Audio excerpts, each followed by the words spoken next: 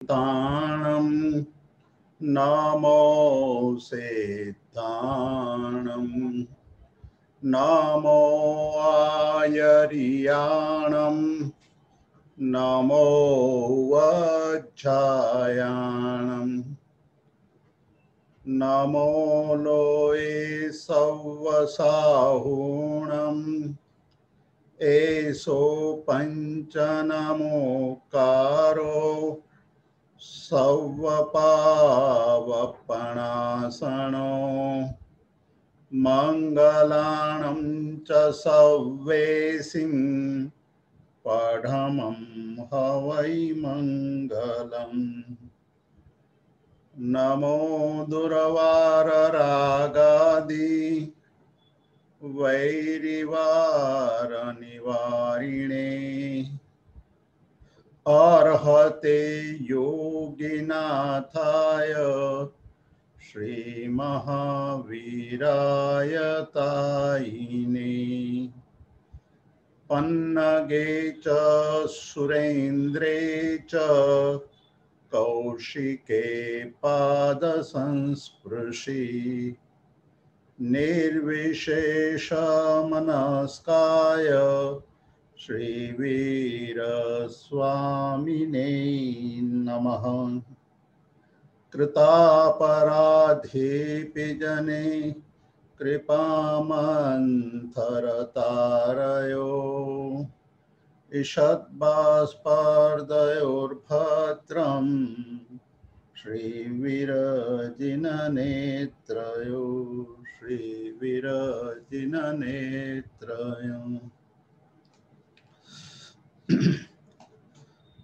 पूर्वधर बहुश्रुत अनेक ग्रंथोना शास्त्र ग्रंथोना रचयिता वाचक वर्य उमास्वातीजी महाराजे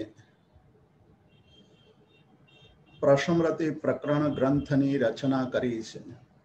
आ ग्रंथमां तेमणे वैराग्य भाव अने वैराग्यथी वितरागता तरफ केवी रीते प्रगति साधी शकाय तेनी वात बहु सुंदर रीते आपने करी छे।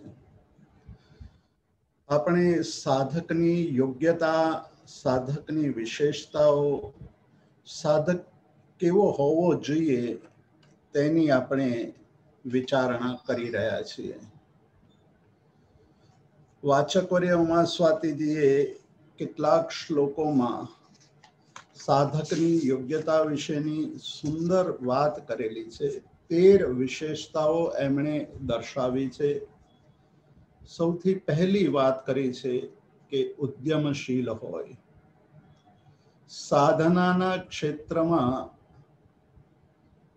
ક્યારેય પણ વિલંબ કરવો, અટકી અટકીને સાધના કરવી, પુરુષાર્થ વગર अन्यचित्तपणे साधना करवी ते बधुं ज योग्य उचित फल आपनार होतुं नथी। आपणे फळनी कांक्षा राखीए छीए, परंतु फल प्राप्त करवा माटे जे प्रकारनी साधना जोईए ते प्रकारनी साधना आपणे करता नथी। आपणी हालत महाभारतमां कहेला पेला दुर्योधनना विचारो जेवी छे। जानामी धर्मम न च आचरामी। हूँ धर्म ने जाणुं छुं पण तेनुं आचरण करतो नथी। जानामी अधर्मम। हूँ अधर्म ने जाणुं छुं पण अधर्म ने छोड़तो नथी। अपनी दशानुं चिंतन करीए, निष्पक्ष रीते अने निष्ठापूर्वक चिंतन करीए तो आपणी पण आज दशा छे। કંઈક અંશે આપણે ધર્મને જાણીએ છીએ, પરંતુ ધર્મને જાણ્યા પછી ધર્મનું આચરણ કરવાનું આવે એટલે આપણી ઉપર રાગ, દ્વેષ, મોહ, પ્રમાદ, અવિરતિ, કષાય આ બધા જ અનેક અનેક કારણો હાવી થઈ જાય છે। એની સત્તાને આપણે दूर करी शकता नथी, एटले के एना प्रभावथी आपणे बची शकता नथी। અધર્મ ખરાબ છે તેવું માનવા છતાંય અધર્મને છોડતા નથી. એટલે એ સ્થિતિમાં ધર્મ સાધના કરવા માટે, આત્મ સાધના કરવા માટે જે યોગ્ય એવા કેટલાક કારણો છે તે કારણોની ચર્ચા વાચકવર્ય ઉમાસ્વાતીજી આપણી સમક્ષ કરી રહ્યા છે. દર્શન બીજું લક્ષણ જણાવતા કહે છે કે દર્શન ચારિત્ર, તપ, સ્વાધ્યાય અને ધ્યાનથી યુક્ત હોય. સાધક હંમેશા પોતાની શ્રદ્ધાને સુદૃઢ કરતો હોય, એ શ્રદ્ધાને વધુને વધુ ગાઢ બનાવતો હોય. એની અંદર જે ભરોસો છે, જે વિશ્વાસ છે, જે પ્રતિજ્ઞા લીધેલી છે, તે પ્રતિજ્ઞા વધુને વધુ દ્રઢતાપૂર્વક, સજાગતાપૂર્વક પાલન કરતો હોય. ચારિત્રનું પાલન, રોજ થોડું થોડું ચારિત્રનું પાલન વધારતો જતો હોય.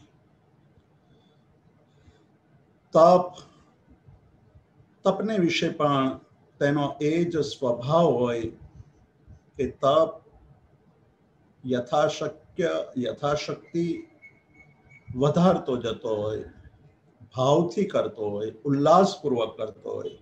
સ્વાધ્યાયની અંદર સતત લીન રહે અને ત્યારબાદ ધ્યાનમાં લીનતા. આ બીજી યોગ્યતા, બીજી વિશેષતા દર્શાવી. ત્રીજી વિશેષતા દર્શાવતા કહે છે કે સાધક જે અવ્રત છે તે અવ્રતથી વિરક્ત હોય. હવે તેને અવ્રત સેવવાનું મન ન થાય. અવ્રત સેવવા પડે તો સેવવા પડે છે એવા ભાવથી અવ્રતનું સેવન કરે, પણ સેવવા જેવા છે એવું માનીને તેનું સેવન ન કરે, તેનું આચરણ ન કરે. આચરણ કરવું પડે ત્યારે એના મનની અંદર એવો ભાવ હોય કે મારે આ છોડી દેવું છે, છોડવા જેવું છે, પણ સંજોગોને વશ થઈને મારે એનું આચરણ કરવું પડે છે.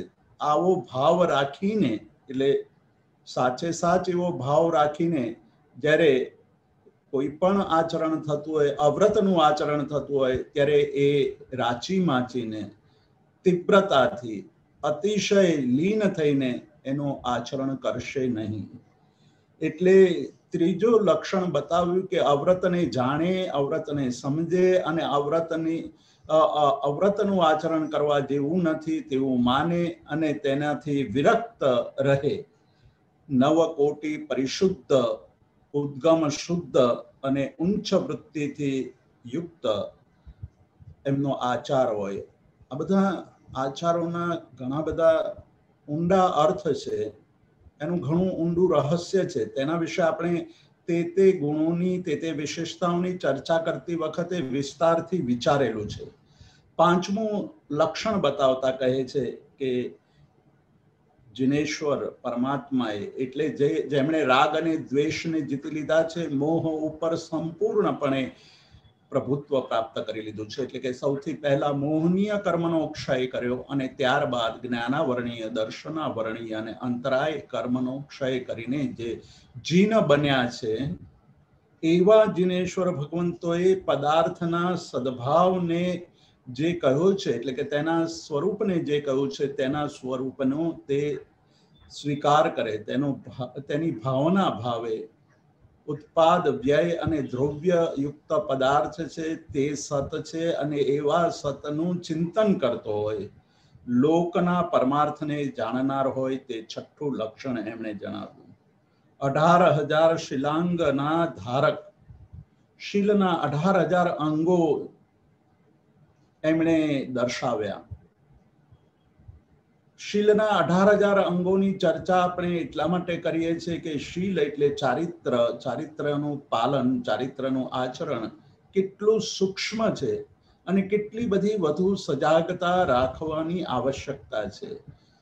એમણે 10 ધર્મોની વાત કરી, 4 સંજ્ઞાઓની વાત કરી કે 10 પ્રકારના ધર્મ, ક્ષમા, મૃદુતા, સરળતા, शौच, सत्य, संयम, तप, त्याग, आकिंचन्य, ब्रह्मचर्य वगैरह 10 प्रकारना धर्मोનું પાલન કરતા કરતા આપણે આપણી વૃત્તિઓ ઉપર એટલે આહાર, ભય, મૈથુન અને પરિગ્રહ ઉપર પણ વિજય મેળવવાનો છે.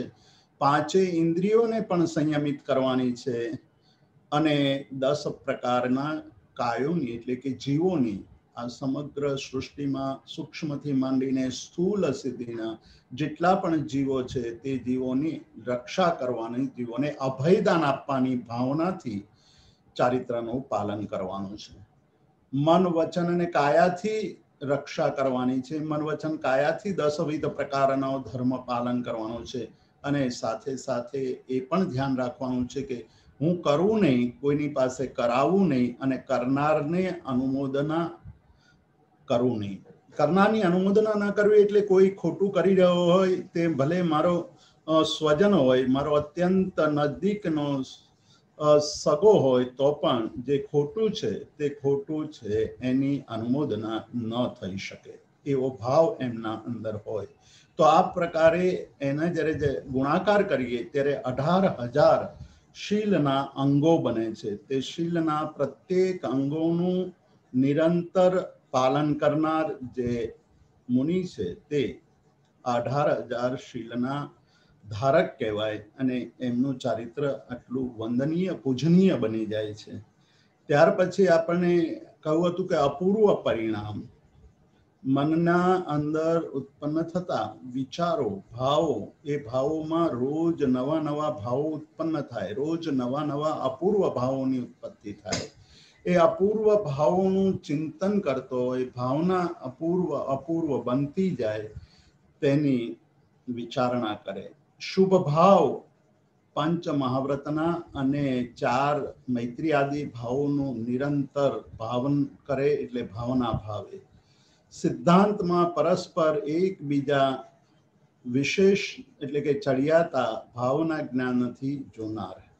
એટલે સિદ્ધાંતમાં જે વાત કરવામાં આવી છે તે વાતને ભાવના જ્ઞાનથી જોનાર.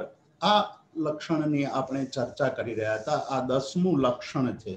સાધક સાધના કરે છે, સાધના કરવામાં નિરંતર તેની ભાવની અભિવૃદ્ધિ થઈ રહી હોય છે, નિરંતર એ પોતાના મનના ભાવોનું ચિંતન કરતો હોય છે અને આવું ચિંતન કરનાર એ ભાવોને ક્યારેય પણ નીચે પડવા દેતો નથી. સાધક સાધના કરતા કરતા, ભાવોની અભિવૃદ્ધિ કરતા કરતા, શુદ્ધ અને અશુભ ભાવોની અભિવૃદ્ધિ કરતા કરતા જીવનની અંદર આનંદનો અનુભવ કરતો હોય છે. આપણે ભાવના જ્ઞાન વિશેની ચર્ચા કરી રહ્યા હતા. આચાર્ય હરિભદ્ર સૂરીએ જ્ઞાનને 3 વિભાગમાં વિભાજિત કર્યું છે, જેની ચર્ચા આપણે ગયા સ્વાધ્યાયમાં વિસ્તારથી કરી હતી.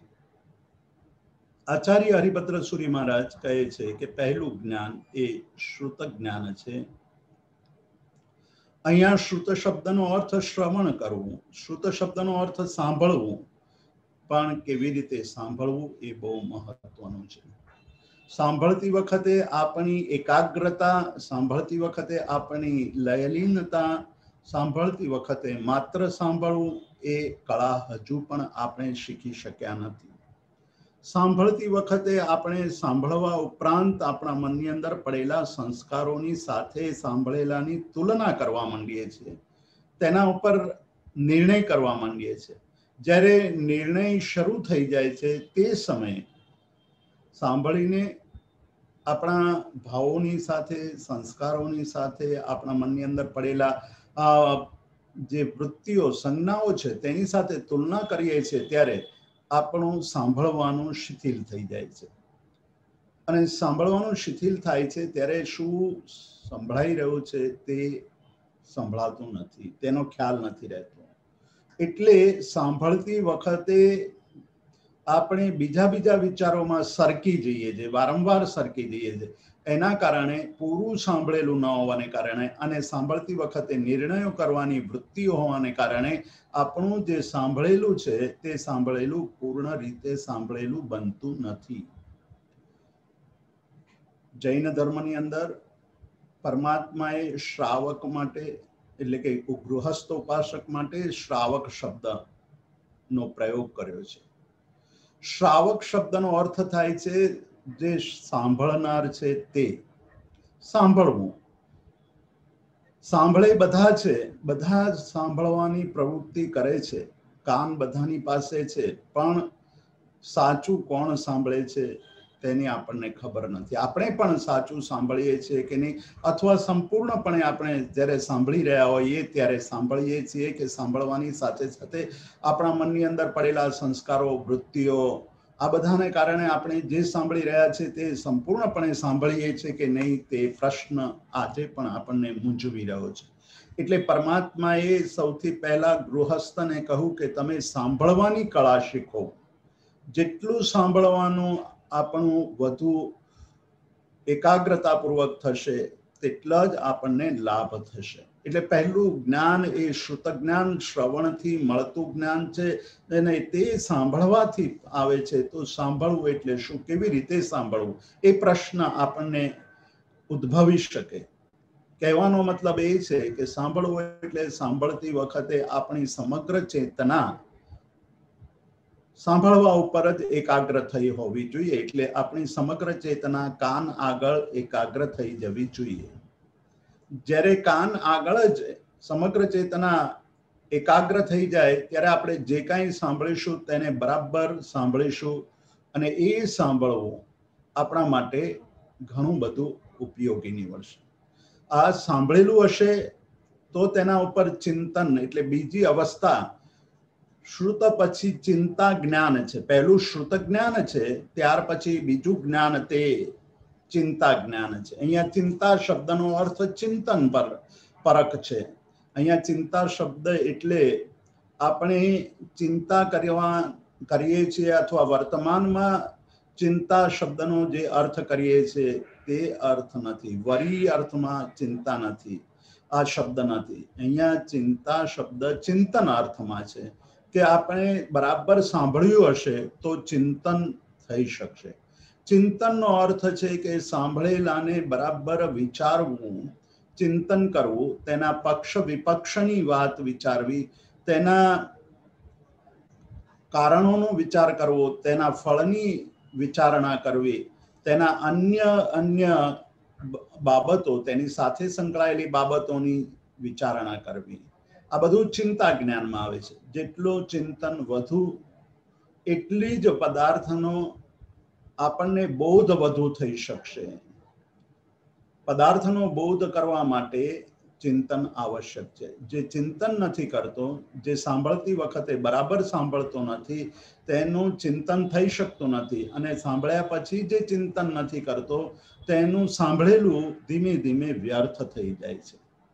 આપણે અનેક વાર અનેક વસ્તુઓ સાંભળી છે પણ બધી જ વસ્તુઓ રજીસ્ટર થતી નથી. આપણા મનની અંદર, આપણા ચિત્તની અંદર તેના સંસ્કારો સ્થિર થતા નથી. કારણ કે સાંભળ્યા પછી જે ચિંતનની દશા આવવી જોઈએ, ચિંતનની અવસ્થા આવવી જોઈએ, તે ચિંતનની અવસ્થા આવતી નથી. એટલે શાસ્ત્રકારો, અનુભવી જ્ઞાની પુરુષો કહે છે કે સાંભળ્યા પછી તેના ઉપર ચિંતન કરવું જોઈએ. જેટલું ચિંતન ગહન થાય, જેટલા પ્રશ્નો અને પ્રતિપ્રશ્નો ઉઠે, એટલે આપણે આપણા મનની અંદર ઉઠેલા પ્રશ્નોનું સમાધાન કરવા માટે, આપણા મનની અંદર ઉઠેલી શંકાઓ, સંશયો, એ બધાનું સમાધાન કરવા માટે જ્ઞાની પાસે પુનઃ કરીશું, એની પાસે જઈશું. આપણી જે ચિંતા છે, આપણા મનની અંદર ચાલતા જે વિચારો છે, આપણા મનની અંદર ઉદ્ભવેલા પ્રશ્નો છે, તે આપણે એમને પૂછી અને તેનું સમાધાન માંગીશું. આ પ્રક્રિયાથી આપણે જે સાંભળ્યું છે અને આપણે જે વિચાર્યું છે તે વધુ સ્પષ્ટ થતું જશે. અને આવી રીતે વલોણું કર્યા પછી જે એક જ્ઞાન આપણી અંદર ઉદ્ભવે છે તેનું નામ છે ભાવના જ્ઞાન. આ ભાવના જ્ઞાન એ નવનીત સ્વરૂપ છે. વલોણું કર્યા પછી, એટલે કે ચિંતન કર્યા પછી આપણા મનની અંદર જે નિર્ણય થશે, જે આપણને સ્પષ્ટ દેખાયું હશે, તે જ્ઞાન, તે નિર્ણય, તે તે બાબત આપણી અંદર ઓતપ્રોત થઈ જશે અને આ ઓતપ્રોત થઈ જવાને કારણે આપણે જે કંઈ કરવા યોગ્ય હશે તે કરવા માટે વિલંબ નહીં કરીએ. તો ભાવના જ્ઞાનનો આ લાભ છે. ભાવના જ્ઞાનથી આ પ્રાપ્તિ થાય છે. એટલે આવા જ્ઞાન સુધી પહોંચવાની પુરુષાર્થ પ્રક્રિયા સિદ્ધાંતોમાં જે કંઈ કહ્યું છે તેનું શ્રવણ કરવું, શ્રવણ કર્યા પછી ચિંતન કરવું અને ચિંતન કર્યા પછી ભાવના જ્ઞાન સુધી પહોંચવું અને તેનાથી આપણે શાસ્ત્રના સિદ્ધાંતોની ગુણવત્તાનો વિચાર કરવાનો છે. આ વિચારથી આપણા જીવનની અંદર આચાર આપોઆપ પ્રગટે છે. 11મું લક્ષણ જણાવતા કહે છે કે વૈરાગ્યના માર્ગ ઉપર રહેલા હોય. વૈરાગ્ય શબ્દ વિશે આપણે પૂર્વમાં પણ વિચારણા કરી છે. આજે થોડી ફરીવાર વિચારણા કરીશું. ભર્તૃહરિએ પોતાના જીવનની અંદર વૈરાગ્ય શતક નામનો એક નાનકડો ગ્રંથ રચ્યો છે. ભર્તૃહરિ પૂર્વાવસ્થામાં રાજા હતા. પ્રજાવત્સલ રાજા હતા. બહુ મોટું રાજ્ય હતું. પ્રતાપી રાજા હતા. પિંગળા એની રાણી હતી. બહુ સુંદર રીતે એનો સંસાર વહ્યા કરતો હતો. એ સમયની એક ઘટનાએ એને સંસારના સ્વરૂપનો બોધ કરાવી દીધો અને એ બોધ થયા પછી એ અટક્યા નહીં ત્યાંથી. એણે પોતાના જીવનને એક દિશા આપી અને એ દિશાએ એમને આ વૈરાગ્ય શતક લખવાની પ્રેરણા કરી. આમ તો ભર્તૃહરિએ પહેલા શૃંગાર શતક પણ લખ્યું છે. શૃંગાર શતક એટલે સંસારની અંદર જેટલો પણ શૃંગારિત બાબતો છે એ શૃંગારિત બાબતોની એમણે અદ્ભુત એવી 100 શ્લોકની અંદર વાત કરી છે. આપણે શૃંગાર રસને અથવા શૃંગારને જાણીએ છીએ છતાં પણ કશું જ જાણતા નથી.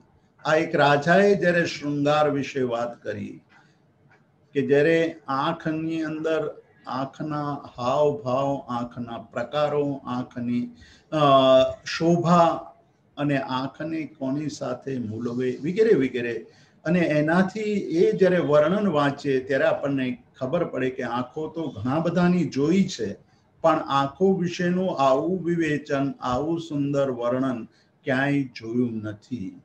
તો એ શૃંગારિત ગ્રંથ રચવામાં પણ અત્યંત ઉચ્ચ કોટીના કવિ હતા. પણ જ્યારે જાગી ગયા ત્યારે એને લાગ્યું કે આ શૃંગાર તો વ્યર્થ છે. શૃંગારમાં આસક્ત થવું એટલે કમળ ઉપર બેઠેલો સંધ્યા સમયે બેઠેલા ભમરાની સ્થિતિ જેવો આ શૃંગાર રસ છે. શૃંગારમાં ખૂપેલો વ્યક્તિ અંતે એ જ શૃંગારની અંદર મૃત્યુ પામે છે, પોતાનો વિનાશ નોતરે છે. પણ જે શૃંગારને સમજ્યા પછી જ્યારે વૈરાગ્યના માર્ગને જાણી લે છે ત્યારે એ શૃંગારને છોડી દે છે. શૃંગાર ત્યાગવા લાયક છે તેવું એને સ્પષ્ટ ભાસે છે અને છોડી પણ શકે છે. એટલે ભર્તૃહરિએ જ્યારે પોતાના રાજ્યની અંદર રાજ્ય કરતા હતા ત્યારે એક સવારે રાજસભાની અંદર એક યોગી આવે છે અને યોગી આવી અને તેને કહે છે કે રાજાજી, હું આપને કંઈક ભેટ ધરવા આવ્યો છું. આશ્ચર્ય થયું છે કે કોઈ યોગી મને ભેટ ધરવા આવે. શેઠિયાઓ, વ્યાપારીઓ, પરદેશીઓ, મુસાફરો મને ભેટ આપવા આવે તે તો માનવા યોગ્ય છે. તેમને કંઈક સ્વાર્થ હોય છે, તેમને કંઈક પામવું હોય છે, તેને મારી કૃપાની આવશ્યકતા હોય છે અને કૃપાની આવશ્યકતા હોવાને કારણે મને પ્રસન્ન કરવાની કોશિશ કરે અને પ્રસન્ન કરવા માટે હંમેશા માણસ ભેટ સોગાદ ધરતો હોય છે. પણ આ યોગીને તો શું જ કશું જ નથી, બધું છોડીને નીકળેલા છે. એને કંઈ મેળવવાની હવે અપેક્ષા નથી અને છતાં પણ આજે મને કંઈક ભેટ ધરવા આવ્યા છે. તો આશ્ચર્ય તો છે. હું એને પૂછું કે આપ શું ભેટ ધરવા આવ્યા છો? તો તો એણે કહ્યું, પોતાની જોડીમાંથી એક ફળ કાઢ્યું, સુંદર દેદીપ્યમાન રંગ રૂપ રસ બધું જ એનું સુંદર હતું એવું એક ફળ એણે પોતાના હાથમાં લઈને બતાવ્યું કે રાજાજી, આ ફળ હું આપને ભેટ ધરવા આવ્યો છું. આ ફળ દિવ્ય ફળ છે, આ ફળ અમર ફળ છે, આ મને સાધનાથી મળેલું ફળ છે. મેં ઘણા બધા ઉપવાસો સાધના વગેરે કર્યું ત્યારે દેવએ પ્રસન્ન થઈ અને મને આ ફળ આપ્યું છે. પણ ફળ મળ્યા પછી મારા વિચારો બદલાયા. મેં ફળ તો માંગ્યું હતું કે મને વરદાન માંગ્યું હતું કે મને એવું વરદાન આપો કે હું અમર થઈ જાઉં, અને અમર થવા માટે દેવોએ મને આ ફળ આપ્યું. અને ફળ આપતા કહ્યું કે આ ફળ જે ખાશે તે અમર થઈ જશે. કથા બહુ પ્રસિદ્ધ છે, એનો આપણે વિસ્તાર કરવો નથી અહીંયા. પણ ફળ હાથમાં આવ્યા પછી એ યોગી કહે છે કે મારા મનની અંદર એ વિચાર ઉદ્ભવ્યો કે આ ફળ હું ખાઈને શું કરીશ? હું અમર બનીશ તો હું તો ભિક્ષા જ માંગતા ફરવાનો છું. આ ફળ કોઈ એવા પરોપકારીને આપું, એવા વ્યક્તિને આપું, એવી વ્યક્તિને આપું કે જેના જીવવાથી અનેક જીવોને લાભ થતો હોય, જેનું જીવન અનેકનો આધાર હોય, એવાને આ ફળ આપવું અને એ અમર બને તો આ સંસારની અંદર ઘણા બધાને ઉપયોગી થઈ શકે. અને ખૂબ વિચાર કરતા કરતા મને આપ મારી નજરમાં આવે અને આપ પરગજુ છો, પરોપકારી છો, પરદુઃખ ભંજન છો અને રાજ્યનું સુંદર રીતે વહન કરો છો, તો મને થયું કે આ ફળ હું તમને આપું. રાજાએ વાત સાંભળી, આશ્ચર્યતા સાથે ખૂબ જ વિનમ્ર ભાવે એ ફળ સ્વીકારી લીધું.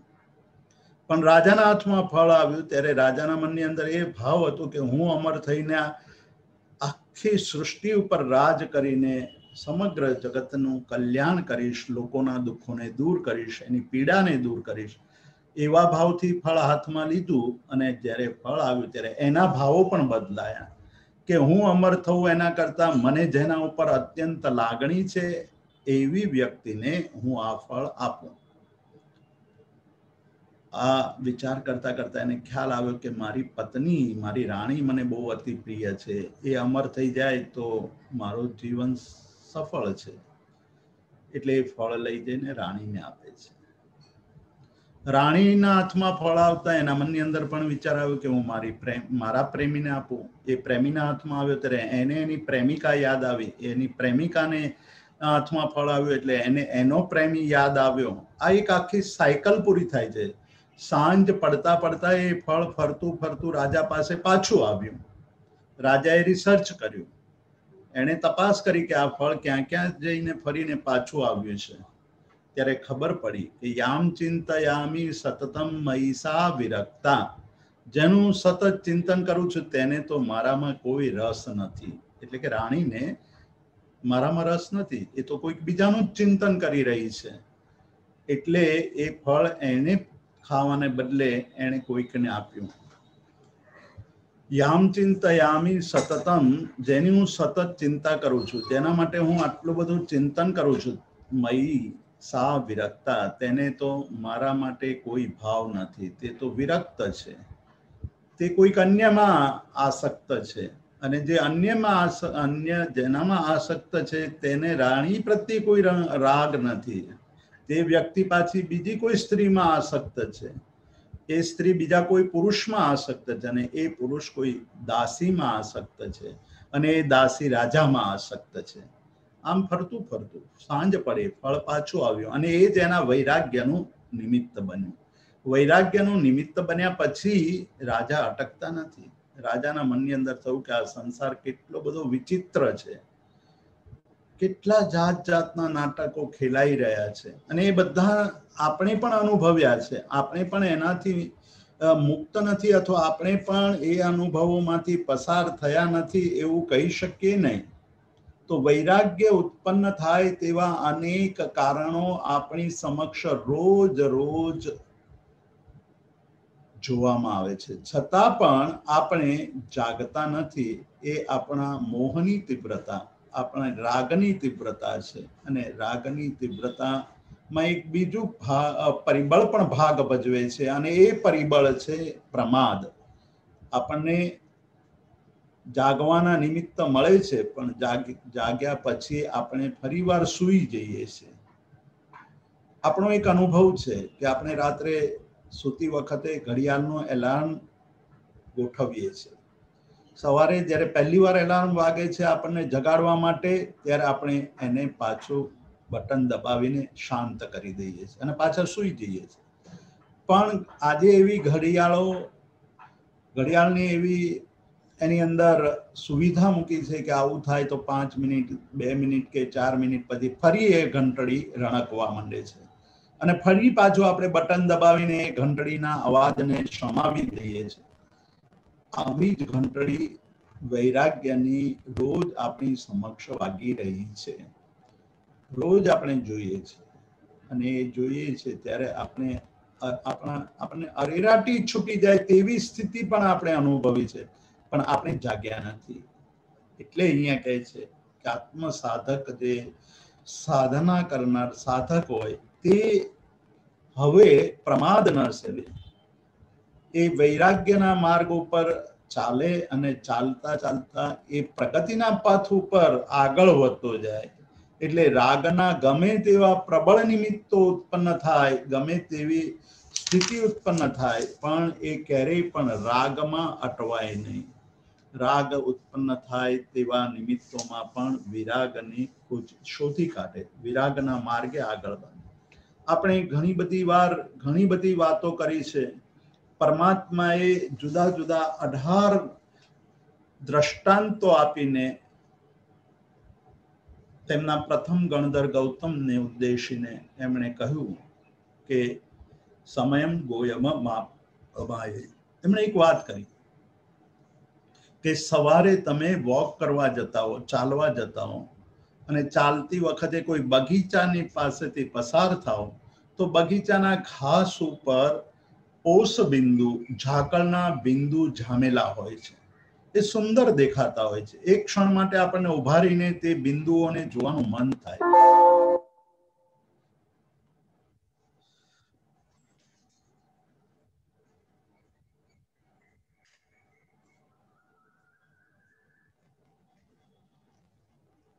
એ બિંદુઓ મોતી જેવા ચમકતા હોય છે, પણ એની આવરદા કેટલી? એની આવરદા સૂર્યના કિરણો એના ઉપર પડે ત્યાં સુધીની. જેવા સૂર્યના કિરણો પડે અને તરત જ ઓસ બિંદુ વિલીન થવા માંડે, ઝાકળના બિંદુઓ, જે બિંદુ મોતી જેવા ચમકી રહ્યા હતા તે બિંદુઓ સુકાઈ જાય અથવા ખરી પડે. બસ એ જ પ્રકારના આપણા જીવનની અવસ્થા છે. આપણા જીવનની અંદર પણ આપણું આયુષ્ય, આપણું આ જે જીવન છે તે ક્યારે અટકી જશે તેની ખબર નથી. નલિની દલગત જલમતિ તરલમ તદ્વત જીવિતમ અતિશય ચપલમ. જ્ઞાની પુરુષો કહે છે કે નલિની દલગત જલમતિ તરલમ. નલિની દલ એટલે કે કમળની પાંખડી ઉપર પડેલું પાણીનું બિંદુ અત્યંત તરલ હોય છે. પવનનો ઝોકો આવ્યો એટલે કે પવનની એક લહેર એ પાંદડી ઉપર પડી અને પેલું પાણીનું બિંદુ તરત ખરીને નીચે પડે છે. બસ એવું જ આપણા જીવનનું છે. આપણું જીવન પણ એટલું જ ચંચળ છે. નલિની દલગત જલમતિ તરલમ તદ્વત જીવિતમ અતિશય ચપલમ. આ જીવનની ચપળતાને જાણ્યા પછી કયો પુરુષ પ્રમાદ સેવે એની વાત કરે છે. એમણે બીજા પણ દ્રષ્ટાંતો આપ્યા. પરમાત્માએ એમની અંતિમ દેશનામાં એક બીજું દ્રષ્ટાંત, બહુ મહત્વનું દ્રષ્ટાંત આપતા એમ કહ્યું કે હાથની અંજલિની અંદર તમે ઉનાળાના ભર વૈશાખના બપોરે અત્યંત ગરમ વાતાવરણ છે, લૂ વાઈ રહી છે, તમે ચાલી રહ્યા છો, તરસ લાગી છે, ગળું શોષાઈ રહ્યું છે, એ સમયે પાણી પાનાર કોઈ મળી જાય અને બીજું કોઈ પાત્ર ન હોવાને કારણે ખોબો ધરીને તમે પાણી તમને તમારા ખોબામાં પેલો આપતો હોય, અંજલિમાં પાણી ભરતો હોય અને એ સમયે તમે એવો વિચાર કરો કે આ પાણી કૂવાનું હશે કે સરોવરનું હશે, આ પાણી નદીનું હશે કે કોઈ બીજી જગ્યાએથી લાવેલું હશે, આ પાણી કોઈ સ્ત્રી લઈ આવી હશે કે આ પાણી કોઈ પુરુષ લાવ્યો હશે. આ પાણી જો સ્ત્રી લાવી હશે તો એ સ્ત્રી કુંવારી હશે, એટલે કે કુંવારી કન્યા લઈ આવી હશે કે પરણેલી સૌભાગ્યવતી સ્ત્રી લાવી હશે. કોઈ ઉંમરલાયક સ્ત્રી લાવી હશે તો એ સૌભાગ્યવતી હશે કે વિધવા હશે. એ માટલામાં લાવી હશે કે ઘડામાં લાવી હશે, એટલે કે ધાતુના પાત્રમાં લઈ આવી હશે. એ સવારે લાવી હશે, આજે લાવી હશે કે ગઈકાલે લાવી હશે, કે તમે આવા વિચારો કરવા રહેશો તો અંજલિના છિદ્રોમાંથી, હથેળીના હાથની આંગળીઓ વચ્ચેના છિદ્રોમાંથી પાણી વહી જશે અને તરસ્યા ને તરસ્યા રહીશું. એટલે વૈરાગ્ય જ્યારે ઉત્પન્ન થાય ત્યારે આ દ્રષ્ટાંતો, આ બધા જ દ્રષ્ટાંતો અત્યંત ઉપયોગી દ્રષ્ટાંતો છે, અત્યંત મહત્વપૂર્ણ દ્રષ્ટાંતો છે કે તેનો વિચાર કરે એ કે મને જે અવસર મળ્યો છે એ અવસરનો હું લાભ નહીં ઉઠાવું તો આયુષ્ય તો પ્રતિક્ષણ સરકી રહ્યું છે. અંજલિમાં ખોબામાં ભરેલા પાણી જેવી તેની સ્થિતિ છે. હું વિચાર કરતો રહીશ કે આજે નહીં આવતીકાલે કરીશ, આવતીકાલે નહીં પરમે કરીશ, પરમે નહીં આવતા મહિને કરીશ, તો કદાચ એ દિવસ આવશે નહીં. એટલા માટે જ્યારે પણ જે સમય મળ્યો છે તે સમયે આપણે કાર્યનો પ્રારંભ કરી દેવો જોઈએ અને એ કાર્યના પ્રારંભમાં વૈરાગ્ય ભાવ વિલસવો જોઈએ, એટલે કે વૈરાગ્ય ભાવ એની અંદર હોવો જોઈએ. તો વૈરાગ્ય શબ્દની ચર્ચા કરતી વખતે આપણે કહ્યું હતું કે વિરાગમાંથી વૈરાગ્ય, વિરાગ જેનામાં છે તે વૈરાગ્ય અથવા વિરાગ વાળું જે તે વૈરાગ્ય. વિરાગમાં વી અને રાગ એ બે શબ્દો છે. વી શબ્દનો અર્થ બે પ્રકારે થાય છે. એક વી એટલે વિશિષ્ટ અને વી એટલે વિરોધ. એટલે વિશિષ્ટ એટલે કે વી થી આપણે વિશિષ્ટ ગુણો પણ લઈ શકીએ અને વી થી વિરોધી ગુણો પણ લઈ શકીએ. તો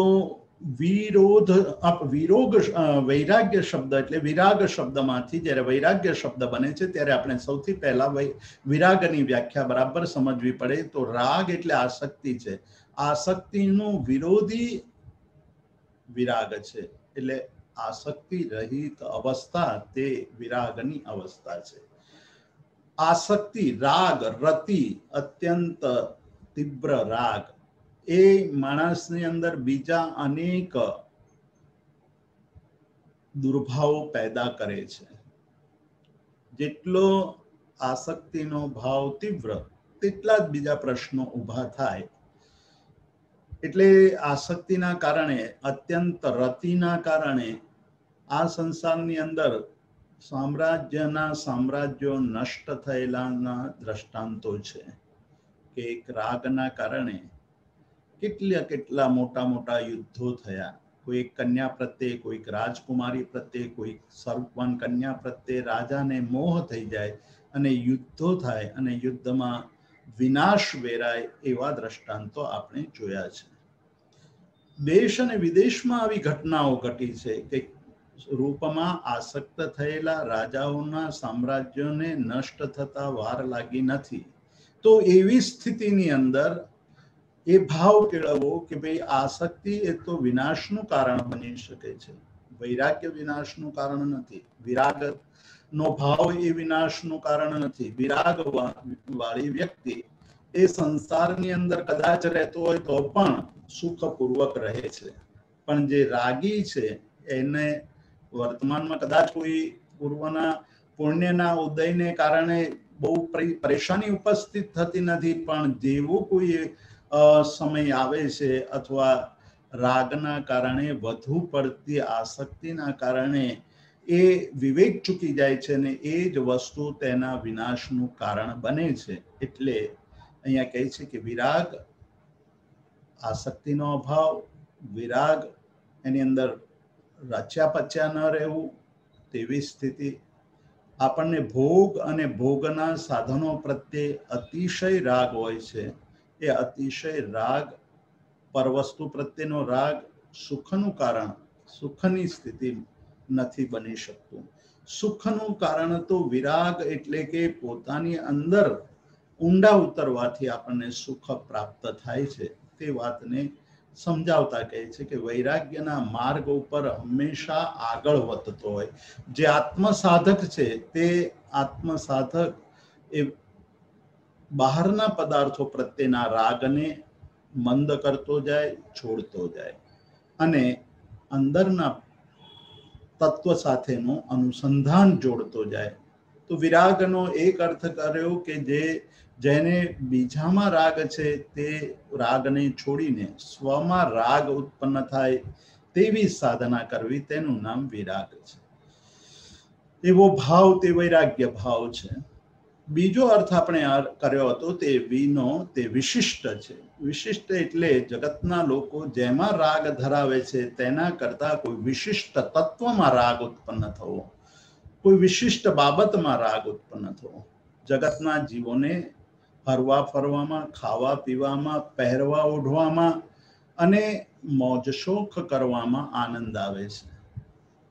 જાગી ગયેલો આત્મા એ વિચાર કરે કે આ બધી વસ્તુઓ નશ્વર છે અને એમાં હું જેટલો ગળાબૂડ રહીશ તેટલી જ મારા મનની અંદર તૃષ્ણા, લાલસા, અભિલાષા આ બધા જ ભાવ વધુ ને વધુ પ્રબળ બનતા જશે. એમાંથી મુક્તિ મેળવવા માટે, એમાંથી મુક્ત થવા માટે મારે વિશિષ્ટ એટલે જગતના જીવો જેમાં રાગ ધરાવે છે તેના કરતા કોઈ વિશિષ્ટ પદાર્થની અંદર રાગ ધારણ કરવો, એનું નામ વૈરાગ્ય છે, એનું નામ વિરાગતા છે. તો વિશિષ્ટ રાગ, વિશિષ્ટ પદાર્થ પ્રત્યેનો રાગ એટલે જગતના જીવો બહારના પદાર્થો, પરપદાર્થોમાં રાગ ધારણ કરે છે તેના બદલે વિશિષ્ટ એટલે કે આત્મતત્વમાં રાગ ધારણ કરવો, તેનું નામ વૈરાગ છે.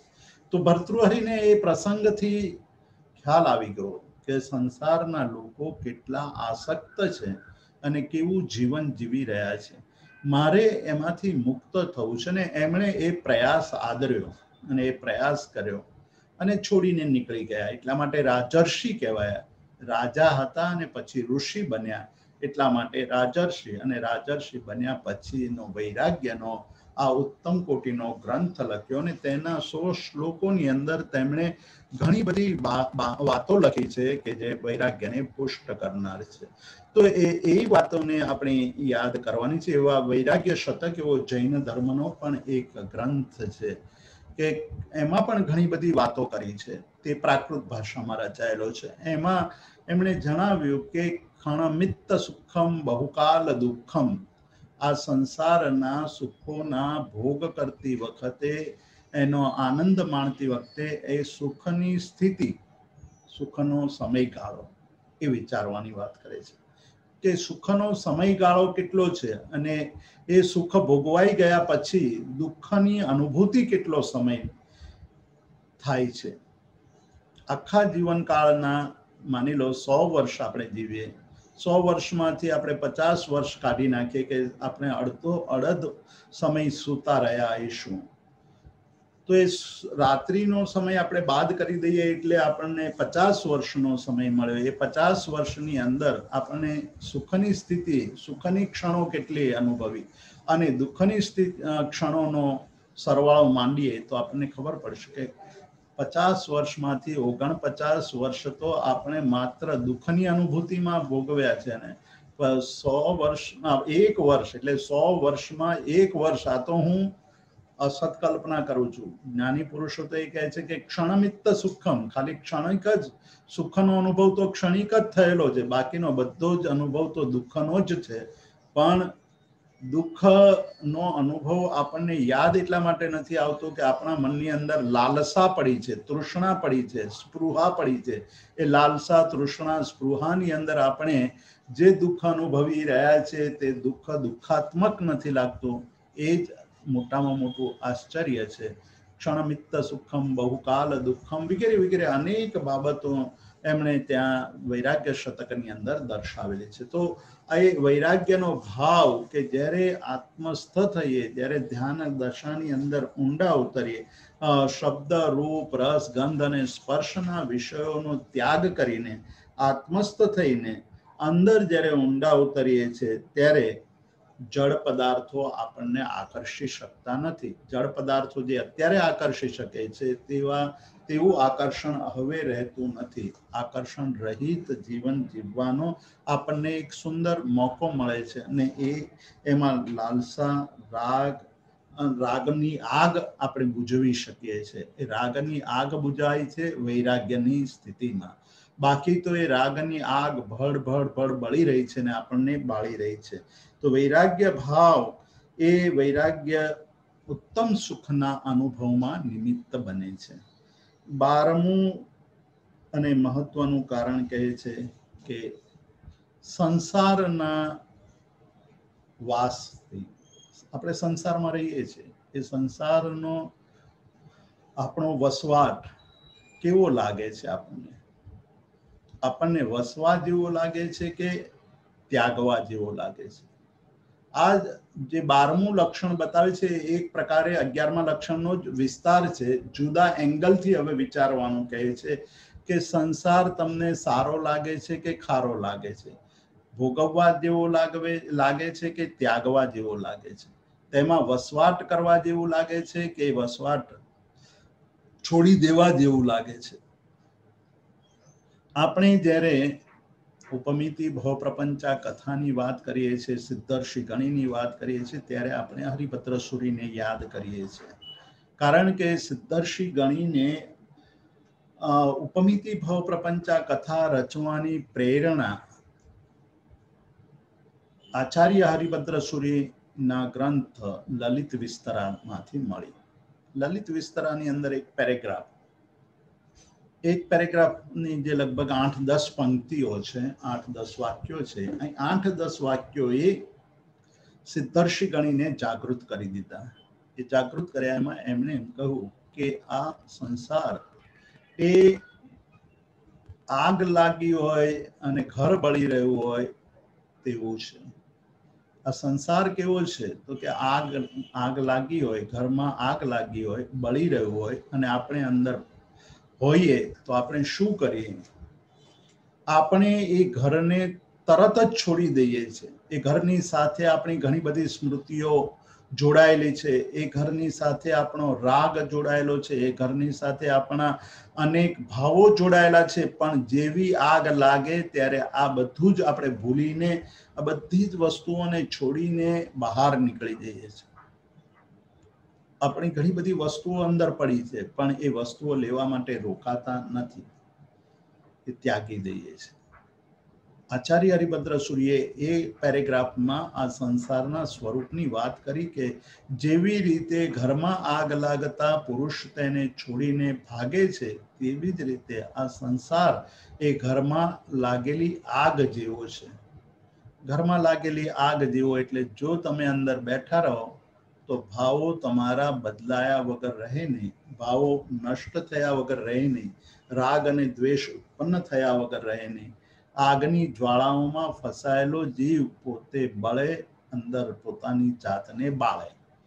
તો આ આગ લાગેલા ઘર જેવી સ્થિતિ સંસારની છે. એટલે સંસારથી જેમ બને તેમ વહેલામાં વહેલી તકે મુક્ત થવાની ભાવના વાળો હોય, એટલે કે સંસારના વસવાટથી થાકી ગયો હોય, એને સંસારનો વસવાટ હવે પ્રિય ન લાગતો હોય, કદાચ બંધનો હોય, કદાચ ફરજ અને જવાબદારી હોય, કદાચ શારીરિક શક્તિની પણ મર્યાદા આવી ગઈ હોય, પણ જે વસ્તુ હવે એને સમજાઈ છે તે વસ્તુના આધારે તે એ સ્પષ્ટ રૂપે જાણે કે આ છોડવા જેવું છે. ભુવનની ઉદરની અંદર, એટલે ભુવન એટલે ઘર, મકાન, એના ઉદરની અંદર એટલે એના અંદર, ઘરની અંદર આગ લાગી છે અને આગ લાગી હોય ત્યારે પોતે બધું છોડીને નીકળી જાય તેવી જ રીતે પોતે આ સંસારમાંથી નીકળવાની કોશિશ કરે. પરમાત્માએ એમની અંતિમ દેશનામાં નમી રાજર્ષિની વાત કરી. નમી રાજર્ષિએ દીક્ષા ગ્રહણ કરી લીધી છે અને એ વખતે દેવો એના વૈરાગ્યની ચકાસણી કરવા માટે જાત જાતના પ્રલોભનો આપે છે. ત્યારે એમ કહે છે કે મિથિલાયામ દહ્યમાનાયામ ન દહતી મમ કિંચિત. આખું નગર ભલે બળી રહ્યું હોય પણ હું બધું છોડીને નીકળી ચૂક્યો છું. હવે મારું કશું જ નથી. એ બળે તો એ એનો સ્વભાવ છે નષ્ટ થવું. એ નષ્ટ કેવી રીતે થાય, કયા પ્રસંગે નષ્ટ થાય, એ બધું નિયતિને આધીન છે. હું કોઈ જ વસ્તુ એને રોકી શકું તેવું સામર્થ્ય પણ મારામાં નથી. એટલે મિથિલા બળી રહી છે પણ મારું તો કશું બળતું નથી. હું છોડીને નીકળી ચૂક્યો છું.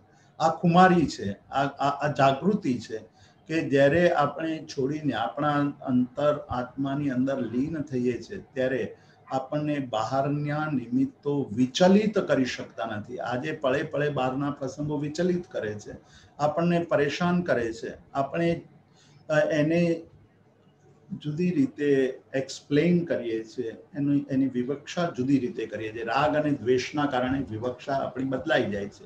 પણ જ્યારે આ વાત સમજાઈ જાય ત્યારે આપણી વિવક્ષા કરવાની વૃત્તિ પણ બદલાઈ જાય છે. જે કાંઈ બની રહ્યું છે તે આપણે સાક્ષી ભાવથી જોવાની ટેવ પાડવા લાગીએ છીએ. એટલે આત્મસાધકનું જે લક્ષણ બતાવ્યું એને આ સંસારના વાસથી ત્રાસેલો હોય, એટલે પ્રસંગ મળે, અવસ્થા મળે, એવો અવસર મળે તો હું સંયમ સ્વીકારી લઈશ, હું સંયમના માર્ગે ચાલીશ. સંસારના માર્ગની અંદર હું વધુ રચ્યો પચ્યો ઊંચો નહીં રહું. અને છેલ્લું 13મું લક્ષણ, એ 13મું લક્ષણ કહે છે કે મુક્તિના માર્ગમાં, મુક્તિનો જે માર્ગ છે એ માર્ગમાં રમણ કરનાર. શેનાથી? સ્વહિતાર્થ, પોતાના હિત માટે, પોતાનું કલ્યાણ થાય એ માટે મુક્તિના માર્ગ ઉપર પરિભ્રમણ કરનાર, રમણ કરનાર, એની અંદર વિચરણ કરનાર. આપણે આજ સુધી પરમાં વિચરણ કર્યું, આજ સુધી પરમાં વિચરણ કરીને સંસારનું ભવભ્રમણ વધાર્યું, અનાદિકાળથી ભવભ્રમણ કરી રહ્યા છે. ઉપરના 12 લક્ષણો જણાવ્યા પછી છેલ્લું લક્ષણ કહે છે કે આટલો અનુભવ થઈ ગયા પછી, આટલું સાંભળ્યા પછી, આટલું વિચાર્યા પછી આત્મસાધકને હવે રમણ એટલે આનંદ કરવાનો, એની અંદર વિચરણ કરવાનું મન થાય તો ક્યાં વિચરણ કરતો હોય તો કે મોક્ષ માર્ગની સાધનામાં, એટલે સમ્યક દર્શન, સમ્યક જ્ઞાન અને સમ્યક ચારિત્રની સાધનામાં એ રમમાણ હોય. તો મોક્ષ માર્ગ મળી જાય તો આપણા માટે એનાથી ઉત્તમ બીજી કોઈ સ્થિતિ નથી. અને એની અંદર વિચરણ કરવું એટલે એ જ ભાવવો કે મને સમ્યક દર્શન મળે, મને સમ્યક જ્ઞાન મળે અને મને સમ્યક ચારિત્રનો અવસર મળે. આવું વિચાર કરનાર નિશ્ચિત રૂપે આત્મસાધનામાં અગ્રેસર બનીને ઈચ્છિત એવા પ્રશમ રતિને પ્રાપ્ત કરી શકે છે. પ્રશમ રતિ, પ્રશમ ભાવ એની અંદર પ્રગાઢ બને છે, આનંદની સ્થિતિ વધુ ઉત્તમ બને છે, નિર્મળ બને છે. તો અહીંયા વાચકોએ ઉમાસ્વાતિજીએ 13 લક્ષણોની વાત કરી, 13 વિશેષતાઓની વાત કરીને સંયમને માર્ગે, આત્મસાધનાના માર્ગે કેવા પ્રકારની સજ્જતા હોવી જોઈએ તેનો આપણને વિસ્તારથી વર્ણન કરવા દ્વારા માર્ગદર્શન આપ્યું છે. આપણે અહીંયા અટકીએ છીએ. પ્રશ્ન માટે હું પ્રદીપભાઈને આમંત્રિત કરું છું. પ્રદીપભાઈ આવો અને મંચ સંભાળો. જય જયેન્દ્રભાઈ.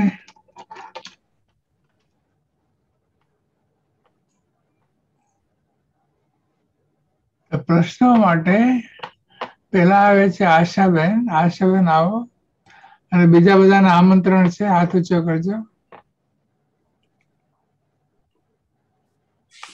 ભાઈ પ્રણામ. મારા ગયા વખત જે આપણે કર્યું હતું પ્રશાંત વિશે, એના થોડા પ્રશ્નો પહેલા છે, પછી મારે આજના પ્રશ્ન પૂછ્યો છે. આલોચના શબ્દ તમે ઉપયોગ કર્યો હતો, તો આલોચના અને પ્રાયશ્ચિતનો શું ફરક છે? બધા પ્રશ્નો પૂછી લો તમે પછી જવાબ. બીજો પ્રશ્ન એ હતો કે 5 મહાવ્રત ના 5 ભાવના તમે કહી હતી. ભાવના બોલ્યા ને, ખાલી શબ્દ આંકડો બોલ્યા હતા 5, તો એ મને સમજવું છે, કઈ 5 ભાવના. ત્રીજો પ્રશ્ન એ છે કે ત્વમેવ સત્યમનું આખું વાક્ય મને જોઈએ છે, એક છે એ મારું ગયા વખતનું છે. અને આજનામાં તમે વિતરાગ ભર્તૃહરિનું વૈરાગ્ય શાસ્ત્રની વાત કરી, ત્યારે પછી તમે એક બીજો પુસ્તકનું નામ બોલાય મને ખ્યાલ નથી, વિતરાગ સમથિંગ, પણ વિતરાગ સ્તોત્ર if I am not mistaken હેમચંદ્રાચાર્યજીએ લખ્યું છે. તો એ અને આમાં આપણને શું ફરક લાગે છે, અને વિતરાગ સ્તોત્ર જો કરવું હોય તો કેવી રીતે કરવું અમારે. પછી કયા લલિત વિસ્તરામ ગ્રંથમાં જે 8-10 વાક્યો જે તમે કયા એ ક્યાં આગળ આવ્યા છે એ મને જાણવું છે. અને છેલ્લે તમે કહ્યું કે સમ્યક દર્શન, સમ્યક જ્ઞાન અને સમ્યક ચારિત્રની હવે એ છેલ્લે આરાધના કરવામાં સાધક એ તરફ પ્રયાણ કરે છે. તો સમ્યક દર્શન જે આપણે જેટલું સમજ્યા છે એમાં તો કયા કયા ગુણો તમારે કેળવવા જોઈએ એ બધું સિદ્ધાંતની દ્રષ્ટિએ તો ખ્યાલ આવે છે, પણ એકચ્યુઅલી જીવનમાં કઈ રીતે કરવું, હર ક્ષણે મને ખબર પડે કે આ મારો મોહ છે, આ મારો રાગ છે, એ ખબર તો હવે પડવા માંડી છે, પણ એનાથી દૂર કેવી રીતે થવું, તરત જ દૂર થવું છે. મારે સાંજે ને સવારે ભાવ આવે તો સાંજે દૂર નથી થવું, એને એક ક્ષણે મારી જાગૃતિ હોય તો હું એનાથી દૂર થઈ શકું. અને મને ખ્યાલ આવે કે આ તો મારો દર્શન મોહ છે. એની સાથે સાથે બીજું મારે કહેવું હતું કે ઘરમાં યંગસ્ટર્સ જ્યારે હોય છે ત્યારે એ લોકો જે રીતે પોતાનું જીવન જીવતા હોય ત્યારે મને એવો વિચાર આવે છે કે આવું હું પણ કરતી હતી. તે વખતે કશું ભાન નહોતું, અને જે નાની પાના રમવા છે, આડું ઓળું ખાવા જવું છે, એ બધું જે થતું હતું તો તે વખતે બધું જ ગમતું હતું. તો હવે હું એમ માનું કે હવે તો મને નથી ગમતું, હવે તો મને મારી ઉંમર થઈ છે, હવે તો મારે આ બધું ના કરાય, આ બધું અભ્યાસ કર. એટલે સાચો વૈરાગ્ય ક્યાં આવ્યો એમાં? ઉંમર અને તબિયતના કારણે હું બધું ભલે કરું, પણ એ તો મારું અત્યારનો સમય મારો એવો છે કે મારી પોતાની નબળાઈઓ છે એટલો નથી કરી, પણ ખરેખર વૈરાગ્ય તો આવ્યો જ નથી ને.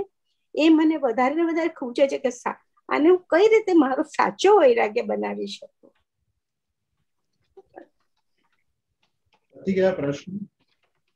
પ્રશ્નો તો ઘણા છે, પણ આટલા તો પેલા સાંભળું.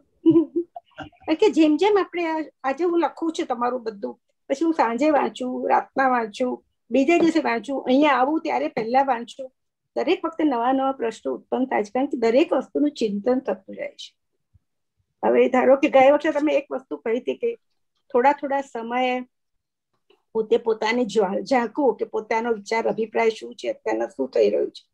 તો આજે સવારના પહોરમાં જ મને એકદમ અંદર એવો ભાવ આવ્યો કે દર 1 કલાકે 15 મિનિટ તું આંખો બંધ થઈને બેસી જાય. હવે એ ભાવ તો મને એકદમ ઉત્કૃષ્ટ લાગ્યો, અને ભગવાનની મેં બહુ જ અનુભવ થયો કે પ્રભુ મને કેવો સરસ વિચાર આપ્યો, અને જેનું અમલ હું આજથી જ કરું છું. એક મને તમારી બહુ જ વસ્તુ ગમી કે હમણાં તને વિચાર આવ્યો તો હમણાં એનો પ્રયોગ, પ્રમાદ ન કર કે 2 દિવસ પછી કર. અને એ આ પ્રશાંતિના અભ્યાસમાં એ દ્રઢ થતો જાય છે. એટલે એનો ખૂબ જ તમારો આભાર માનું છે. હવે તમે મને કહો. આભાર માનવા માટેનો ટાઈમ જુદો છે. અત્યારે ખાલી પ્રશ્ન પૂછવાનો છે, આભાર પછી માનજો. ના, મારામાં પરિવર્તન આવે તો મારે આભાર માનવાનો. હવે આપણે મૂળ વાત ઉપર આવીએ. મૂળ વાત એ કે આખું જે આલોચના અને પ્રાયશ્ચિત જેના વિશે આ પ્રશ્ન ઉઠ્યો છે તમારા મને ગયા સ્વાધ્યાયના આધારે, આલોચના અને પ્રાયશ્ચિત. પ્રાયશ્ચિત શબ્દનો અર્થ થાય છે પ્રાય કરીને, અથવા પ્રાય જે આપણા ચિત્તને નિર્મળ બનાવે છે. આપણું ચિત્તનો અર્થ છે વિચારોની ધારા. આ વિચારની ધારા નિરંતર વહેતી રહે છે, અને આપણી જે પ્રવૃત્તિ છે તે પ્રવૃત્તિ બહારના પદાર્થો પ્રત્યેની છે. એના કારણે ચિત્તની અંદર અનેક પ્રકારના વિચારો વહેતા રહે છે. એની સાથે આપણા સંસ્કારો ભળે છે, એની સાથે આપણી ઈચ્છાઓ અને અનિચ્છાઓ ભળે છે, એટલે કે સંજ્ઞાઓ ભળે છે, ભય, શોક, ગુસ્સા વગેરે ભળે છે. તો એના કારણે ચિત્તની અંદર વિકારો ઉત્પન્ન થયા કરે છે. તેને નિર્મળ બનાવવા માટે જ્યારે કોઈક વાર કોઈ પ્રબળ આ વિચાર ઉત્પન્ન થઈ ગયો અથવા પ્રબળ નિમિત્ત મળી ગયું, ત્યારે આપણા મનની અંદર ન કરવા યોગ્ય કંઈક કરવાનું મન થઈ જાય અથવા કરી બેસીએ છીએ, અને એ કરી નાખ્યા પછી આપણને યાદ આવે છે કે આવું કરવા જેવું નહોતું, જે માત્ર આપણે જ જાણીએ છીએ. એ વાતને, એનો જે ભાર લઈને આપણે જીવીએ છીએ, એ ભારને દૂર કરવા માટે આપણે ગુરુ મહારાજ પાસે જઈને આપણા ચિત્તની અંદર ઉત્પન્ન થયેલા વિકારનું કથન કરીએ છીએ. આ કથન કરવું એ આપણું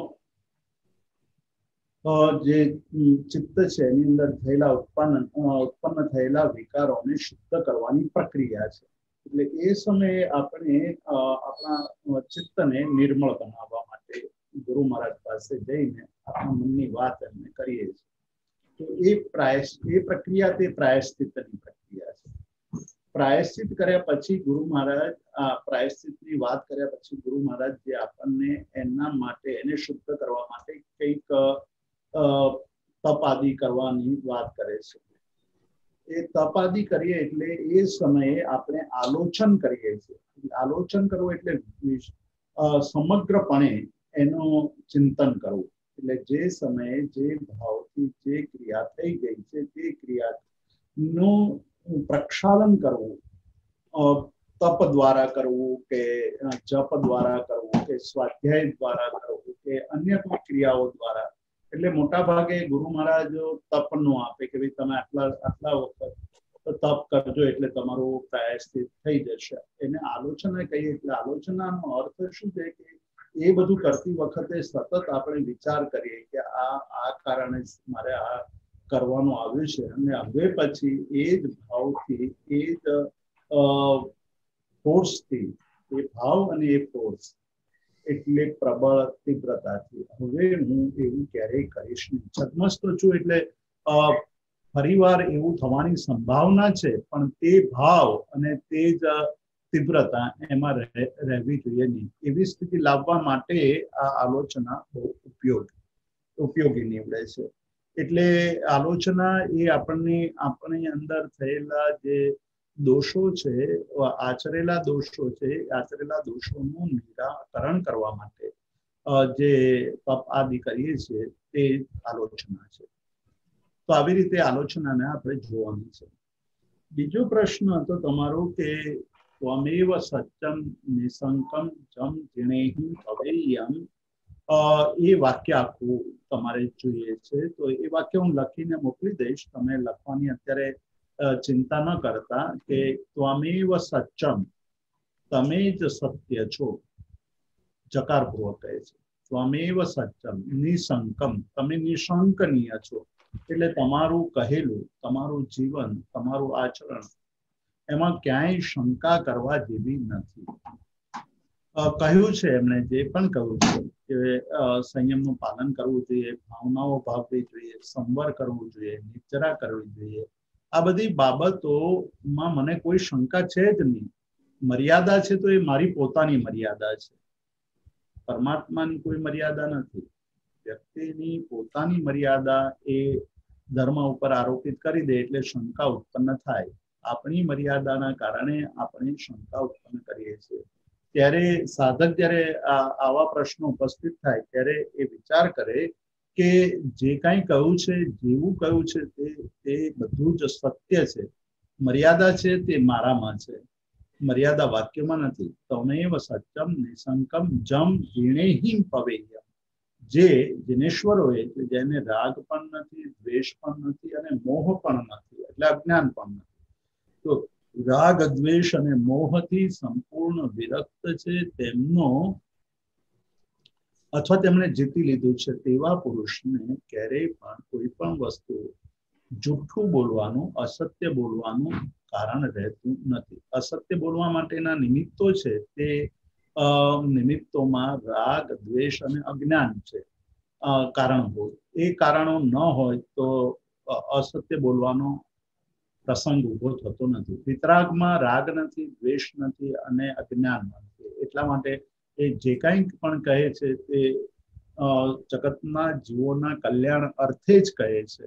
એટલે એમના વચનોમાં, એમની વાણીમાં ક્યાંય પણ શંકા કરવા યોગ્ય નથી. બધું જ સત્ય છે એ પ્રકારનો શ્રદ્ધાનો એક ઉત્કૃષ્ટ ભાવ, ઉચ્ચ કોટીનો ભાવ, તે આ ત્વમેવ સત્યમ નિસંકમ જમ ધીણેહિ પવેય્યમ વાક્યનો અર્થ છે.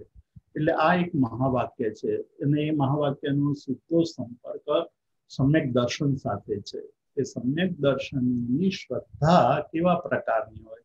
તો આવા પ્રકારની કે તમે સત્ય છો, તમે નિસંકનીય છો, તમે જે કાંઈ કહ્યું છે તેમાં જરાય પણ વત્તા ઓછાપણું કરવાની સંભાવના, કરવાની કોઈની શક્તિ નથી. તો આ પ્રકારની વાત. આજે જે વાત કરી તે વિતરાગ સ્તોત્રની, વૈરાગ્ય શતકની વાત કરી. વિતરાગ સ્તોત્ર એ કલિકાલ સર્વજ્ઞ હેમચંદ્રાચાર્ય મહારાજે. વિતરાગ સ્તોત્રમાં પરમાત્માના લક્ષણોની વાત કરી છે. એમણે 20 પ્રકાશ એટલે 20 પ્રકરણો લખ્યા છે વિતરાગ સ્તોત્રની અંદર. એ વિતરાગ સ્તોત્રના 20 પ્રકરણોની અંદર પરમાત્માના લક્ષણો કેટલા અદ્ભુત હતા, ભક્તિ કેવી રીતે કરવી જોઈએ, ભક્તિ કરનારની અંદર કેવા ભાવ હોવા જોઈએ, વગેરે બધી બાબતો આ વિતરાગ સ્તોત્રની અંદર ખૂબ સુંદર રીતે વર્ણવી છે. આપણે જે આજે વાત કરી તે વૈરાગ્ય શતકની વાત. એ વૈરાગ્ય શતક નો અર્થ છે વૈરાગ્યને વ્યક્ત કરતા, વૈરાગ્યનું ઉત્પન્ન કરતા જે 100 શ્લોકો વાળો ગ્રંથ એ 2 જણે લખ્યો છે. જૈન દર્શનમાં જે પ્રાકૃત ભાષામાં વૈરાગ્ય શતક લખાયું છે તેના ઓથર અનનોન છે. એટલે એ પ્રાકૃત ભાષામાં લખાયેલા ગ્રંથના કર્તા કોણ છે તે આપણને ખબર નથી. જ્યારે સંસ્કૃત ભાષામાં ભર્તૃહરિએ લખ્યો છે એટલે એ વૈરાગ્ય શતક ભર્તૃહરિનું કહેવાય છે. ખરો વૈરાગ્ય અને આપણે યંગસ્ટરની વાત કરી તો યંગસ્ટર સમય વીતતા, અનુભવ આવતા એનામાં પરિવર્તન આવતું હોય છે. જેમ આપણામાં પરિવર્તન આવ્યું. જ્યારે આપણે યુવાન હતા ત્યારે આપણે જે રીતે વર્તતા હતા તે અનુભવ, વાંચન, સત્સંગ આ બધાના આધારે આપણી અંદર પરિવર્તન આવતું હોય છે. કોઈકને વહેલું આવી જાય, કોઈકને આવતા વાર લાગે. કોઈકને સત્સંગનો પ્રભાવ બહુ ઝડપથી થાય, કોઈને સત્સંગનો પ્રભાવ ન પણ થાય. તો એ બધાને આધારે આપણે એ વિચારવું કે સૌનું કલ્યાણ થાય, સૌનું ભલું થાય, સૌ પરમાત્માના માર્ગે આગળ વધે એ પ્રકારની ભાવના ભાવી અને આપણને જે માર્ગ મળ્યો છે એ માર્ગને હું વધુ સારી રીતે કેવી રીતે આચરણ કરી શકું તેનો વિચાર કરું. ખરો વૈરાગ્ય લાવવા માટે આપણે એક વાત કરી કે થોડા સમયે આપણું આત્મનિરીક્ષણ કરવું. તેની ચર્ચા પણ આપણે યોગ શતકની અંદર હરિભદ્ર સુરી મહારાજે દર્શાવ્યું છે. સૂક્ષ્મ જે રીતે અત્યંત સૂક્ષ્મતાથી આપણા પોતાના સ્વરૂપનું, આપણા પોતાના સ્વભાવનું ચિંતન કરવું અને એ ચિંતન કરતા કરતા આપણને જે ખરાબ લાગે, ખોટું લાગે એને દૂર કરતા જવું. એના માટે આપણે કહ્યું હતું કે દર કલાકે 5 મિનિટનો સમય કાઢીને એક પોઝ કરવો, આપણા જીવનની અંદર એક વિરામ આપવો. એ વિરામ આપીએ ત્યારે એ 5 મિનિટ શાંત ચિત્તે આપણા જીવનને જોવાનું અને એ જોઈને એમાં જે કંઈ પણ આપણને અયોગ્ય, અનુચિત, ખરાબ એ દેખાતું હોય એને દૂર કરવા. તો આ 5 મિનિટનો પોઝ, 5 મિનિટનો વિરામ એ બહુ જ મોટો ફાયદા કરનાર સમય બનશે. અને પછી ધીરે ધીરે જેટલી જાગૃતિ વધતી જશે એટલું આપણને ખ્યાલ આવશે કે આ 1 કલાકમાં શું થયું. પહેલા અત્યારે તો આખા જીવનને આપણે જોઈશું, પછી વર્ષોને જોઈશું, પછી મહિનાઓને જોતા શીખીશું, પછી સપ્તાહને જોતા શીખીશું ને પછી 1 કલાકની જાગૃતિનો આપણી અંદર એક અવસર પેદા થશે. તો આ રીતે આપણે આપણા પોતાના જીવનને જોતા શીખીશું તો આપણે ઘણું બધું પામી શકીશું. સાચો વૈરાગ્ય કોને કહેવાય તેની અનુભૂતિ પણ આપણે કરી શકીશું. તો આપણે તમારા મોટાભાગના પ્રશ્નો આવી ગયા. કદાચ 1-2 પ્રશ્નો રહ્યા હોય તો તમે કહી શકો. લલિત વિસ્તરાનું મેં પૂછ્યું હતું. હા, લલિત વિસ્તરામાં શું પ્રશ્ન હતો તમારો? કયા પેલા 6 વાક્ય છે? મારી પાસે પુસ્તક તો છે હા વાંચવા પણ શરૂ કર્યું છે. અત્યારે મારી પાસે નથી પુસ્તક એટલે એની પછી મને કહેજો. એ હું જણાવી દઈશ. હા.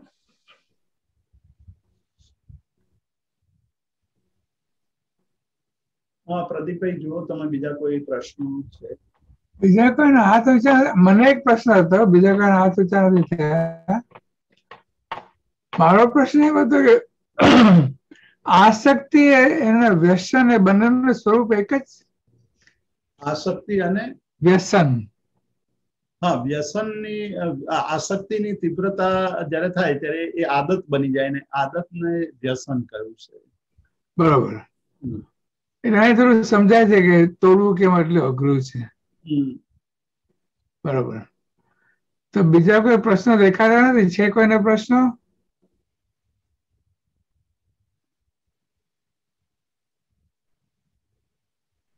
કોઈના હાથ ઊંચા નથી સાહેબ? આજે રિસેશન આવી ગયું કે શું થયું?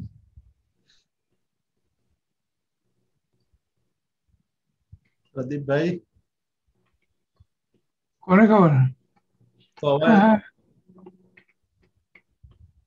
તો આપણે સમાપ્ત કરીએ અંતિમ મંગલ કે કઈ અભિવાદન કરવાનું બાકી છે? શું કરવું?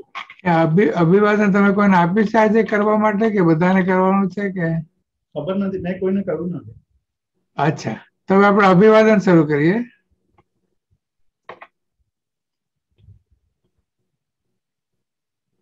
અને ગઈકાલે આવી હરિભદ્ર ભદ્રાંકા વિજય સૂર્ય એક જગ્યાએ લખેલું છે કે ગુરુને સમર્પણ વિના, 100% સમર્પણ વિના કાંઈ વિકાસ થવાનો નથી.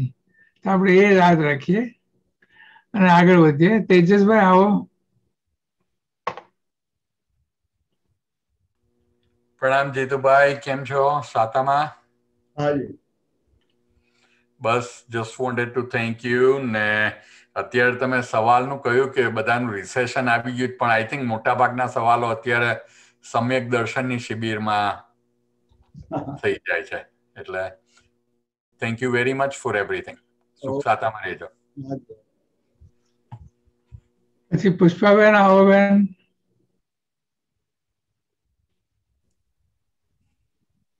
પ્રણામ જીતુભાઈ. મને આજના સ્વાધ્યાયમાંથી નથી મળેલું. આ ગયા વખતના સ્વાધ્યાયની વાત કરું છું. એમાં તમે કહ્યું હતું ને 5 મિનિટ 1 કલાકે 5 મિનિટ કાઢવાની, મારાથી તો કઢાતી નથી, હું તો ભૂલી જાઉં છું. તો હું પછી રાતે ચિંતન કરું તો એ ચાલે કે ન ચાલે કે મારે દર મહિને કલાકે કરવું પડે?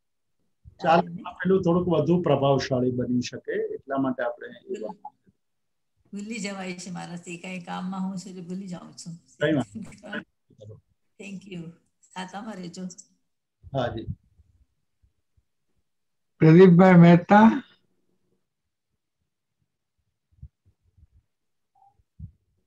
પ્રણામ સાહેબ. હાજી પ્રણામ. જે આપણે આત્મસાધકની 13 વિશિષ્ટતાઓ બહુ ડિટેલમાં સમજાવી સાહેબ, અને લગભગ આપણા 6 અધ્યાય આની અંદર થયા અને ઘણું બધું આની અંદર જાણવા મળ્યું. સાધકની શું વિશિષ્ટતાઓ આની અંદર હોઈ શકે, અને બધા જ સ્વાધ્યાર્થીઓ આની અંદર પ્રયત્ન કરી સાહેબ. આપને ખૂબ ખૂબ આભાર. નિરામય જિંદગી માટે પ્રભુ પ્રાર્થના. પ્રણામ સાહેબ. અને સૌ સ્વાધ્યાર્થીનો મારા જય જિનેન્દ્ર. જય જિનેન્દ્ર. જય જિનેન્દ્ર. બીજા કોઈને અભિવાદન કરવું છે આજે?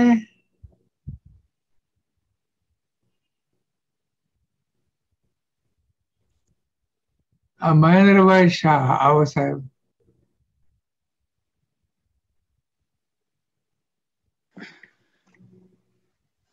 પ્રણામ જીતેન્દ્રભાઈ. અજય પ્રણામ. ખૂબ ખૂબ આભાર. સ્વાધ્યાય માટે ખૂબ સુંદર સ્વાધ્યાય થાય છે.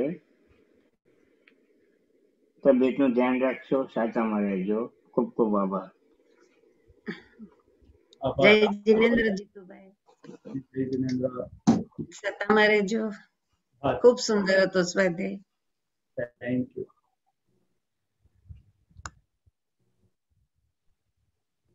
પછી આવે છે સંગીતાબેન શાહ. સંગીતાબેન આવો. થોડું કેમેરો નીચે કરજો બેન.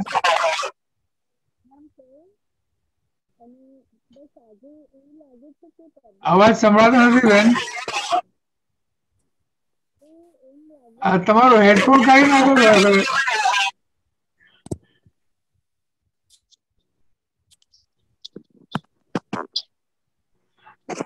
હેલો. હા, બહુ સરસ. સર, આજે એવું લાગે છે કે આપનું સ્વાસ્થ્ય સારું, થોડું ઢીલું લાગે છે, શરદી વર્દી થઈ ગઈ હોય એવું લાગે છે.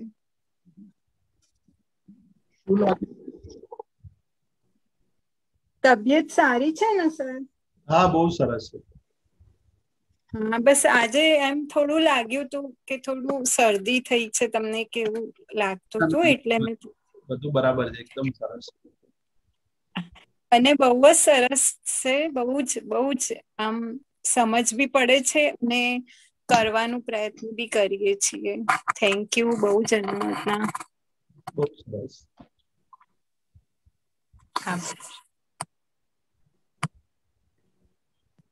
પછી અનિલભાઈ ઇન્ડિયાના માઇક અનમ્યુટ છે, પણ એ તો પહેલેથી અનમ્યુટ છે. તમારે કઈ કેવું છે અનિલભાઈ?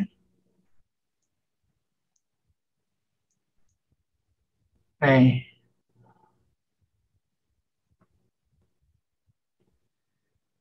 ઓકે, તો બીજા કોઈનો હાથ ઊંચો નથી, કોઈને બોલવું છે તો અનમ્યુટ થઈને બોલો, નહીં તો આપણે શિબિર માટે તૈયાર થઈ.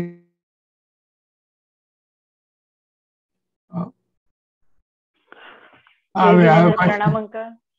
પલકબેન આવ્યા, બોલો. બસ અંકલ પ્રણામ. ખૂબ સુંદર હતું અને આઈ થિંક આ મોસ્ટ ઇમ્પોર્ટન્ટ સાધકની યોગ્યતા આપણે આટલા દિવસથી આટલા વખતથી સ્વાધ્યાય લઈએ છીએ અને તમે બહુ જ સરસ રીતે સમજાવ્યું અને આઈ થિંક એવું લાગે છે કે આ બહુ મોસ્ટ ઇમ્પોર્ટન્ટ છે સાધકની યોગ્યતા, જે તમે બધા આજે જે 13 બતાવ્યા બહુ સરસ રીતે સમજાવ્યા. Thank you uncle. એ તેની સમરી કરવા જેવું છે. હા, એડપ્ટ કરવા માટે. Kundanben, you keep going, Palakben. તમે ચાલુ રાખો. ના, આઈ ડોન્ટ નો. મને લાગ્યું કે અંકલ છે કે મ્યુટ છે અંકલ. ઓકે. મ્યુટ છે. હા. ના, બરાબર. થેન્ક યુ પલકબેન, બહુ સરસ. તમે આગળ વધતા રહો. બસ તમારા આશીર્વાદ અંકલ. Thank you. પ્રણામ જીતુભાઈ. કેમ છો? ખૂબ જ સરસ હતું, મજા આવે છે અને ઘણું જાણવાનું મળે છે. સાધકની શું શું યોગ્યતા હોય છે એટલી અમને ખબર નહોતી પેલા, અને અમને સમજણ આવતી જાય છે. બહુ સરસ. Thank you. પછી અશ્વિન શાહ. પ્રણામ જીતુભાઈ, અશ્વિનભાઈ વાત કરું. હાજી, પ્રણામ. હાજી સાહેબ, છેલ્લા 6 વખતથી વૈરાગ્ય બાબતના, સાધકના આત્મ બાબતમાં જે લક્ષણોની એની જે ચર્ચા ચાલે છે અને સાધના માટેના જરૂરી જે લક્ષણો બતાવ્યા છે, ખૂબ જ સાંભળીને એને ઉતારવા માટે પુરુષાર્થ બી કરીએ છીએ, એનું ચિંતન મનન બી કરીએ છીએ અને પ્રાર્થના કરીએ અને આપને આશીર્વાદ જોઈએ કે અમે એનો અમલ કરી શકીએ અને અમારા જીવનમાં અમે એવા સાધક બની શકીએ. પ્રણામ. બહુ સરસ. Thank you. પ્રણામ. પછી બીજા કોઈને ભાવના છે?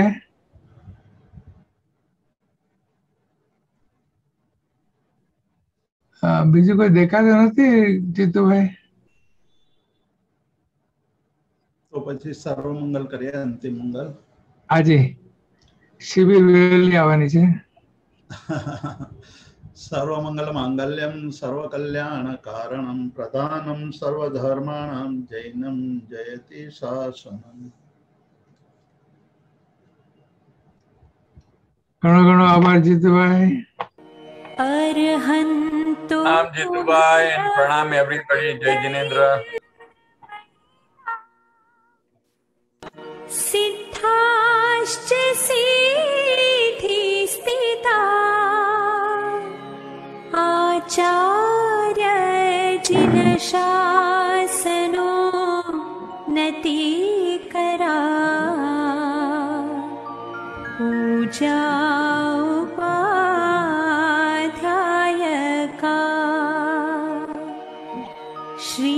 सिद्धान्त सुपाठका मुनिवरा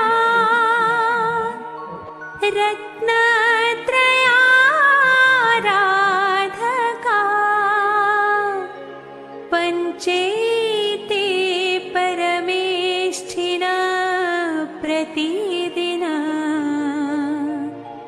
कुर्वन्तु वो मङ्गलम्